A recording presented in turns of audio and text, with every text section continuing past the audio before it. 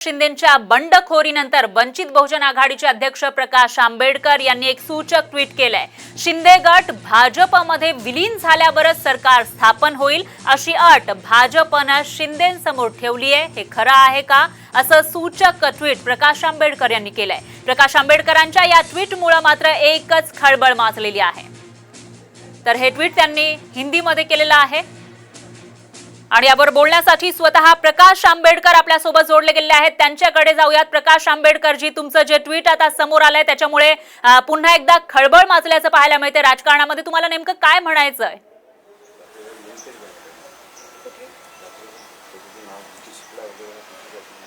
ते बीजेपीचा जो दावा आहे की हिंदुत्वाचे आम्ही असणारे प्रतिनिधी आहोत आणि आमच्याशिवाय कोणी नाही, असं जो एक भूमिका आहे ती त्यांना अंमल करण्याची संधी आली आणि म्हणून मी बसून सकाळी असताना ते ट्विट केलं की ह्या संधीचा ते फायदा घेणार का आणि एकनाथ शिंदेना ती अट घालणार का की तुम्ही मर्जर करा म्हणून।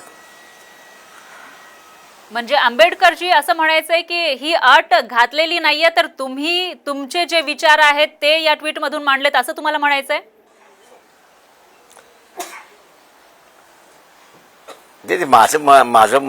मी कोण अट घालणारा? मला जी दिसली राजकीय परिस्थिती की सेना का म्हणजे बीजेपी आपलं शांत बसलेली आहे, ते शांत का बसलेले असतील तर त्याचं एक कारण मी दिलेलं आहे आपल्याला।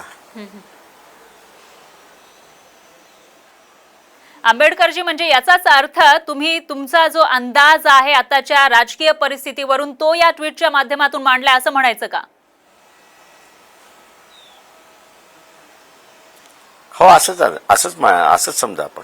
मग तुमचा अंदाज काय आहे? ही जी सध्या राजकीय परिस्थिती निर्माण झाली आहे महाराष्ट्रामध्ये, अभूतपूर्व अशी परिस्थिती आहे, याच्यात काय होऊ शकतं आणि तुम्ही जसं म्हणताय भाजप याचा फायदा कशा पद्धतीने घेऊ शकतं?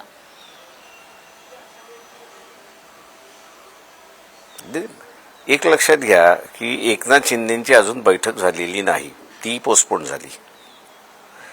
राष्ट्रवादीची सुद्धा असताना 11 वाजता बैठक होती, तीही पोस्टपोन झालेली आहे। त्याच्यानंतर असताना मुख्यमंत्री उद्धव ठाकरे यांची सुद्धा बैठक होणार होती, तीही पोस्टपोन झालेली आहे। आता ह्या पोस्टपोनच्या पाठीमागचं कारण काय? तर एकनाथ शिंदेना स्वतःचा गट स्थापन करून पत्र दिलं पाहिजे, एक तर गव्हर्नरला दिलं पाहिजे किंवा असणारा डेप्युटी स्पीकर नसल्यामुळे डेप्युटी स्पीकरला दिलं पाहिजे। डेप्युटी स्पीकरकडे असणारं पत्र गेलं तर त्याच्या सह्याची असणारं व्हेरिफिकेशन होणार। गव्हर्नरकडे गेलं तर फ्लोर ऑफ द हाऊस वरती टेस्टिंग त्या ठिकाणी होणार आणि त्याच्यामुळे असणारं चाचपणं जे आहे ते दोन्ही बाजूने चाललेलं आहे। आणि आताच्या याच्यामध्ये सुद्धा मी असं समजतोय की उद्धव ठाकरे मीडिया आणि सगळं हे म्हणतंय की त्यांचा खेळ सगळा संपलाय किंवा त्यांना आता जावं लागेल। माझ्या अंदाजाने ते अजूनही कंट्रोलमध्ये आहेत, कारण का स्पीकरकडे ज्यावेळेस जाईल व्हेरिफिकेशन मध्ये जाईल त्याच्यामध्ये दोघा तिघांनी सुद्धा असं म्हटलं की आमच्या सह्या ज्या आहेत त्या आम्ही माघार घेतो, तर 37 हा जो मॅजिक फिगर आहे तो जात नाही ना।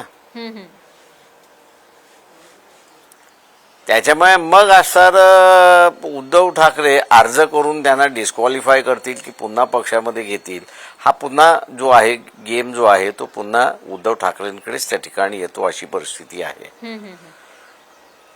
आणि म्हणून बीजेपी जी आहे ही जी एकनाथ शिंदेची जी परिस्थिती आहे ती एकनाथ शिंदेची परिस्थिती एक्सप्लॉइट करायला त्या ठिकाणी बघेल आणि तुम्ही मर्ज करा अशी भूमिका त्या ठिकाणी घेईल। मी एवढंच फक्त त्याच्यामध्ये मांडलेलं आहे।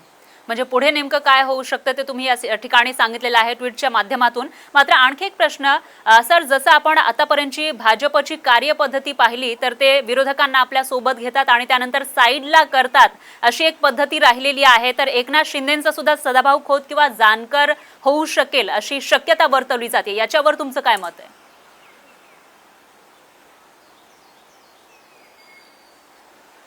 ते बेसिकली एक लक्षात घ्या की मर्जर झालं तर ते कदाचित एकनाथ शिंदे यांना असणारं बरोबर घेतील. पण मर्जर झालं नाही आणि अलायज म्हणून त्या ठिकाणी राहिले तर मग अलायजचं जे काही होतं ते एकनाथ शिंदेचं होईल. त्याच्यामध्ये तुम्ही त्या पक्षाला ब्लेम करण्यामध्ये काहीच अर्थ नाही. म्हणजे आंबेडकरजी विरोधकांना संपवण्याची ही भाजपची रणनीती आहे असंही बोललं जात आहे, तर त्याविषयी तुम्ही काय सांगाल? ते ज्यांनी हरियाणामध्ये तेच केलं, त्यांनी मध्य प्रदेशमध्ये तेच केलंय आणि आता असताना महाराष्ट्रामध्ये तो प्रयोग चाललाय. आमदार फोडायचे, त्यांना राजीनामा द्यायला लावायचा आणि पुन्हा निवडून आणायचा. हा त्यांचा असणारा एक मार्ग चाललेला आहे. तो आता मार्ग ते महाराष्ट्रामध्ये करतात आहेत, पण ते स्वतःहून कबूल करत नाहीत की आम्ही करतो आहोत म्हणून. निश्चितच आंबेडकरजी आपण जर मला बघितलं अजून एक गोष्ट कळलेली नाही, ती म्हणजे विरोधी पक्ष आसाममध्ये काँग्रेस आहे आणि आसामचं फार मोठं फ्लड झालेलं आहे. तर काँग्रेसनी आसामच्या लोकांना जे फ्लडमध्ये आहेत त्यांना म्हणावं ना की आम्हाला असणारं कॅम्पमध्ये ठेवण्यापेक्षा तुम्ही असणारं हे रॅडिसन सारख्या 5 स्टार हॉटेलमध्ये ठेवावं. ही काँग्रेस अजून का भूमिका घेत नाही हे मला जरा आश्चर्याचं वाटतंय. म्हणजे आंबेडकरजी तुम्हाला म्हणजे असं म्हणायचं महाराष्ट्राचं काँग्रेस असणारं सेंट्रल काँग्रेसची कोऑर्डिनेट करत नाही की असणारा सेंट्रल काँग्रेसवाल्यांनाच वाटतंय की जे चाललंय महाराष्ट्रामध्ये चालू द्या आणि या निमित्ताने बीजेपी ज्याला करायचंय ते करू द्या. पण काय कळायला मार्ग नाही आहे. म्हणजे याचाच अर्थ आंबेडकरजी काँग्रेस एक त्याला तऱ्हेने 3/4 हातभार आसाम लावते आज फ्लड मध्ये आहे. त्यांचं इनॅक्शन हेच दाखवतंय की हातभार लावतात आहेत म्हणून. आंबेडकरजी आणखी एक प्रश्न तो म्हणजे सध्या जी काही स्थिती आहे त्याच्यामध्ये भाजप सध्या चिडीचूप आहे. ना भाजपकडून नेहमी अल्टिमेटम दिले जातात, सरकार आता पडणार तेव्हा पडणार, पण आता सगळी उलथापालथ होत असताना भाजपकडून काहीही प्रतिक्रिया येत नाही. याचा अर्थ काय? मी तुम्हाला त्याचं उत्तर अगोदरच दिलंय मी आपल्याला की त्यांना हिंदुत्ववाद्यांचं सोल प्रतिनिधी होण्याची संधी मिळत असताना ते का सोडतील?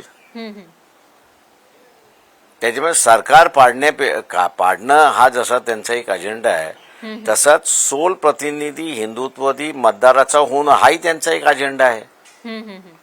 त्याच्यामुळे ते उद्धव ठाकरेच्या ऐवजी एकनाथ शिंदेना का उभे करतील? त्यांना काहीच साध्य झालं नाही ना.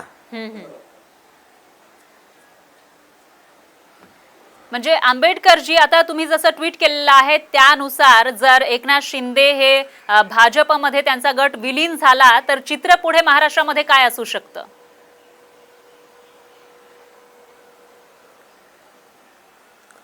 नाही, ही अजून जरथरची भाषा आहे.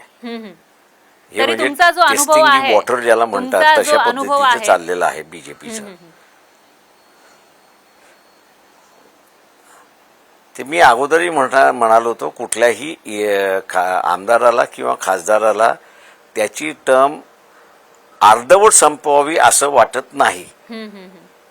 त्याच्यामुळे बीजेपीचा हा जरी अजेंडा असला तरी बीजेपी मधले आमदार आणि एकनाथ शिंदेबरोबर गेलेले आमदार हे प्रेस करून की आपण हा विषय चर्चेत ठेवू, त्याला आता काही आपण कंडिशन घालू नये, पण सरकार फॉर्मेशनच्या दृष्टिकोनातून पुढे जाऊ असंही तिथे होऊ शकतं. म्हणजे आंबेडकरजी असं तुम्हाला म्हणायचं आहे की आता जे काही नाट्य सुरू आहे ते होऊ द्यायचं आणि जेव्हा एकनाथ शिंदे हे पूर्णपणे आपल्याकडे येतील तेव्हा ते हतबल होतील, त्यांना दुसरा काहीही पर्याय त्यांच्या समोर नसेल, तेव्हा आपल्या अटी घालायच्या या भूमिकेत भाजप आहे असं तुम्हाला म्हणायचंय का? हो, आताही एकनाथ शिंदे हातबळ आहेत. त्या हातबळतेचाच फायदा बीजेपी घेते. त्याच्यानंतरही ते हातबल होतील याच्याबद्दल नाही, पण पहिल्याच हातबलामध्ये असणारं सगळंच खाता आलं तर का खाऊ नये, हेही बीजेपी मधलं चाललेलं आहे. आंबेडकरजी, आपण जर आताची परिस्थिती बघितली तर Thank you. त्याच्यामध्ये फक्त जे एकनाथ शिंदे आहेत त्यांच्यासोबत सर्व आमदारच नाहीये, तर जे चिन्ह आहे, अधिकृत चिन्ह आहे शिवसेनेचं धनुष्यबाण, त्याच्यावर सुद्धा ते दावा करतायत. मग या परिस्थितीमध्ये काय होऊ शकतं असं तुम्हाला वाटतंय?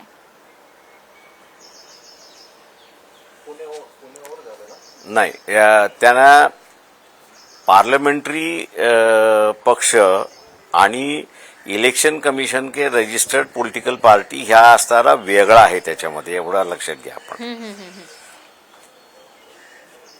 काही आंबेडकरजी, पार्लमेंटरी पार्टी आहे ती फक्त अँटी डिफेक्शन कायदा लागू व्हावा की न लागू व्हावा याच्या संदर्भातला आहे. पण पॉलिटिकल पार्टी उद्धव ठाकरेंकडे राहील की एकनाथ शिंदेकडे राहील याचा असणारा निर्णय एकतर इलेक्शन कमिशन देईल किंवा दुसरं जे आहे सिव्हिल कोर्टामध्ये मॅटर दाखल केल्यानंतर दावेदार कोण आहे त्याच्यावरती अवलंबून राहील. ते पार्लमेंटरी पार्टीवरती अवलंबून राहत नाही. निश्चितच आंबेडकरजी, धन्यवाद, खूप खूप धन्यवाद. तुम्ही साम टीव्हीशी बोललात त्याबद्दल. तर भाजपची ही खेळी आहे आणि त्यांनी जे ट्विट केलं होतं, आताची जी काही परिस्थिती आहे त्याच्यावरून त्यांनी अंदाज बांधल्याचं या ठिकाणी प्रकाश आंबेडकर यांनी सांगितलेलं आहे.